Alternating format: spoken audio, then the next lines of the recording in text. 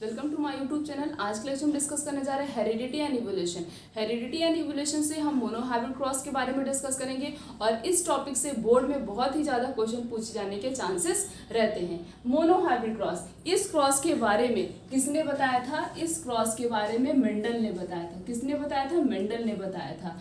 Mono का मतलब क्या होता है? सिंगल। हाइब्रिड का मतलब क्या होगा? कैरेक्टर। जब सिंगल कैरेक्टर का ट्रांसमिशन होता है एक पेरेंट से दूसरे पेरेंट्स में, उसे क्या बोलते हैं? उसे कहते हैं मोनोहाइब्रिड क्रॉस। अब मेंडल ने मोनोहाइब्रिड क्रॉस के लिए कौन कौन सा कैरेक्टर लिया था? मेंडल ने लिया था स्टेम हाइट। क्या लिया था? स्टेम हाइट एक कैरेक्टर लिया था। और स्टेम हाइट, कुछ पी प्लांट के स्टेम कैसे होते हैं? टॉल, और कुछ कैसे होते हैं? डॉल। क्यों? क्योंकि मेंडल ने जितना कुछ भी इनका एक्सपेरिमेंट था उसको पी प्लांट से ही लेके सब कुछ एक्सपेरिमेंट किया था। चाहे वो मोनोहाइब्रिड क्रॉस हो चाहे वो डाई हाइब्रिड क्रॉस हो, दोनों ही एक्सपेरिमेंट किससे किया था? By the help of P plant. तो स्टेम हाइट लिया था एक टॉल और एक क्या हो गया? डॉर्फ। टॉल के लिए उन्होंने कैरेक्टर लिया था कैपिटल टी। डॉर्फ के लिए लिया था स्मॉल टी। देन मेंडल ने क्या की थी? इन दोनों की आपस में क्रॉसिंग करा दी थी। क्रॉसिंग कराने के लिए हम सबसे पहले क्या बनाते? पुनेट स्क्वायर बनाते। ये जो स्क्वायर हम बनाते हैं इसे कहते हैं पुनेट स्क्वायर बोलते हैं। एक तरफ लिखेंगे कैपिटल टी, एक तरफ लिखेंगे स्मॉल टी। अब मेंडल ने इन दोनों की पहले आपस में क्रॉसिंग कराई थी। जब इनकी क्रॉसिंग कराएंगे, देखते इसकी क्रॉसिंग कराई कैसे जाती। पहले एक कैरेक्टर ये लिखेंगे capital T, then small T, उसके बाद same capital T small T, then next is capital T small T. सारे प्लांट कैसे आ रहे हैं? जैसे कैपिटल टी है और एक स्मॉल टी है, तो कैपिटल टी इसमें क्या है? डोमिनेंट है। स्मॉल टी क्या है? रिसीव है। हमेशा कैरेक्टर किसका एक्सप्रेस होता है? डोमिनेंट का कैरेक्टर एक्सप्रेस होता है। तो कैरेक्टर किसका एक्सप्रेस होगा? कैपिटल टी का कैरेक्टर एक्सप्रेस होगा। स्मॉल टी मीन्स डोमिनेंट को डिनोट किससे किया जाता है? कैपिटल टी से किया जाता है। और रिसीव को किससे किया जाता है? स्मॉल टी से किया जाता है। तो कैरेक्टर किसका एक्सप्रेस होगा? डोमिनेंट का कैरेक्टर एक्सप्रेस होगा। तो यहाँ पे क्या किसका होगा? डोमिनेंट होगा। तो ये क्या हो जाएगा? टॉल। इसमें भी डोमिनेंट का तो ये भी टॉल, इसमें भी डोमिनेंट का तो ये भी टॉल, इसमें भी डोमिनेंट का तो ये भी क्या हो जाएगा? टॉल हो जाएगा। उसके बाद जब मेंडल ने क्रॉसिंग कराई तो देखा सारे प्लांट कैसे आ रहे थे? टॉल आ रहे थे। उन्होंने कहा कि अब सारे प्लांट तो टॉल आ रहे हैं, अब इन्होंने कहा कि क्यों ना हम इसकी फिर से आपस में क्रॉसिंग करा देते, तब देखते हैं कि क्या रिजल्ट आता है। मेंडल ने फिर से इसकी क्रॉसिंग करा दी थी capital T small T, then next is capital T and small T. अब क्या लिखेंगे? कैपिटल टी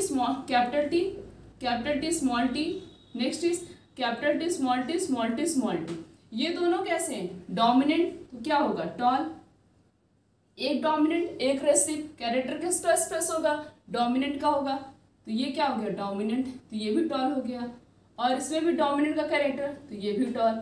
बचा क्या इसमें? स्मॉल टी दोनों ही रेसिव हैं, तो कैरेक्टर किसका एक्सप्रेस होगा? स्मॉल टी का होगा, मीन्स रेसिव का होगा। तो ये क्या हो गया? डॉर्फ हो गया। क्या हो गया? डॉर्फ हो गया। तो यहाँ पे देखो तीन प्लांट कैसे आ रहे थे? टॉल आ रहे हैं। और एक प्लांट कैसा आ रहा है? डॉर्फ आ रहा है। अब इसका फिनोटिपिक रेशियो, मेन तो फिनोटिपिक रेशियो और जीनोटिपिक ही रेशियो होता है। फिनोटिपिक रेशियो और जीनोटिपिक रेशियो कैसे आइडेंटिफाई करते हैं मोनोहाइब्रिड क्रॉस का? फिनो का मतलब होता है फिजिकल। फिनो का क्या मतलब होता है? Physical. Typic appearances means physical appearances. हमें इतना तो दिख रहा है कि जब मेंडल ने क्रॉसिंग कराई उन्हें ये तो दिख रहा था कि हाँ तीन प्लांट कैसे हैं? टॉल हैं। एक कैसा है? डॉर्फ है। बट ये नहीं दिख रहा था कि कौन सा प्लांट प्योर टॉल है, कौन सा प्लांट जो है हाइब्रिड टॉल है और कौन सा प्लांट प्योर डॉर्फ है। ये कैरेक्टर नहीं दिख रहा था। तो जो कैरेक्टर हमारी नेकेड आई से हमें एप्रियंसेस हो मीन्स दिखाई दे, उसे कहते हैं फिनोटिपिक कैरेक्टर।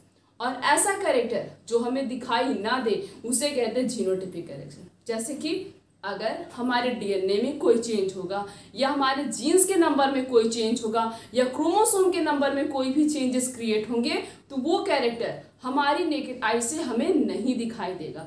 और प्रॉब्लम जो भी होगी वो इंटरनल होगी, वो भी हमें नहीं दिखाई देगी। बट फिनोटिपिक में क्या होता है? फिजिकल में क्या होता है? वो कैरेक्टर हमें दिखाई देगा और अगर कोई भी चेंजेस हो गए हमारी बॉडी में तो वो कैसा होगा, इंटरनल होगा। वो कैसा होगा, एक्सटर्नल मतलब बाहर होगा, वो हमें दिखाई दे रहा है। तो जो फिनोटिपिक रेशियो का मतलब, फिनोटिपिक कैरेक्टर का मतलब होता है ऐसा कैरेक्टर जो फिजिकल अपीयरेंसेस हो, मीन्स दिखाई दे, और जीनोटिपिक ऐसा कैरेक्टर जो दिखाई ना दे। जैसे अब इसका फिनोटिपिक रेशियो और जीनोटिपिक रेशियो आइडेंटिफाई कैसे करते हैं देखते। तो 3 प्लांट कैसे आ रहे हैं, टॉल, ये दिखाई दे रहा था, तो 3 कैसे आ रहे हैं, टॉल। एक प्लांट क्या आ रहा है, डॉर्फ, तो क्या हो गया 3:1, 3 are tall and 1 is dwarf. तो मोनोहाइब्रिड क्रॉस का फिनोटिपिक रेशियो क्या आता है, 3:1। Then next is genotypic ratio. Genotypic ratio, अब एक प्लांट जैसे कैपिटल टी है, कैपिटल टी है, तो ये क्या है, ये प्योर टॉल है। क्या है, ये पूरी तरीके से टॉल प्लांट ही है। और एक क्या है, जैसे small capital T small T, तो ये क्या हो गया, हाइब्रिड टॉल। ये क्या है, हाइब्रिड टॉल। ये कैपिटल टी स्मॉल टी, ये भी क्या हो गया, hybrid tall. Then small T, ये क्या हो गया, प्योर डॉर्फ। तो एक प्लांट कैसा आ रहा है, प्योर टॉल आ रहा है, 1 plant is pure tall. 2 plant कैसे आ रहे हैं, हाइब्रिड टॉल, और एक प्लांट कैसा आ रहा है, प्योर डॉर्फ।